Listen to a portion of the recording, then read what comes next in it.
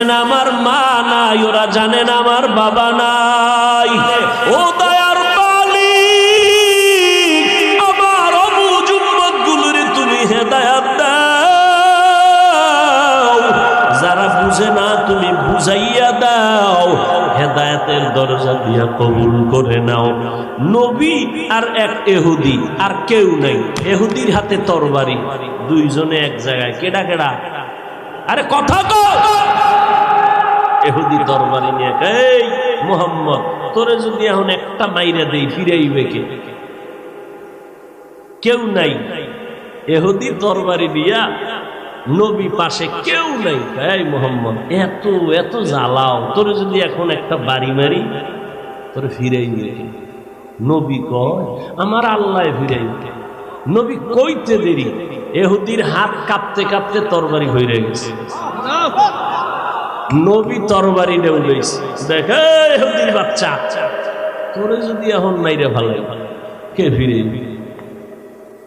ইহুদি কয়, মুহাম্মদ তুমি যদি একটু দয়া করো।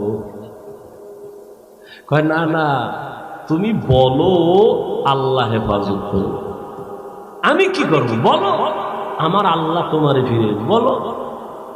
কিন্তু বললে তো আমি ইমানি আইনে ফেলাই না, তো অর্ধেক বলবো কেন? পুরাটাই বলি। পড়াও, কালেমা পড়াও।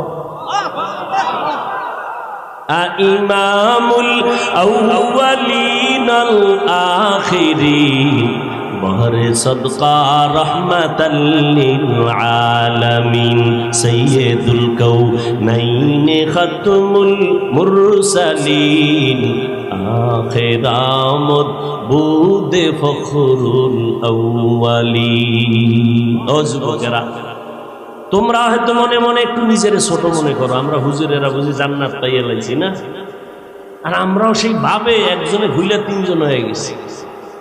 ওরে আমি হুজুর যদি জান্নাত পেয়েই ফেলি, তাহলে আবু বকরের মতো বান্দা জান্নাতের টিকিট পাইয়া মৃত্যু পর্যন্ত কান্না করলেন কেন? ওমরের মতো বান্দা জীবন ভর কান্নার আওয়াজ। জান্নাতের টিকিট পাইয়া ওসমান রাদিয়াল্লাহু আনহু হাউমাউ করে কাঁদলেন, জীবন ভর কবরে একা থাকবো কেমনে?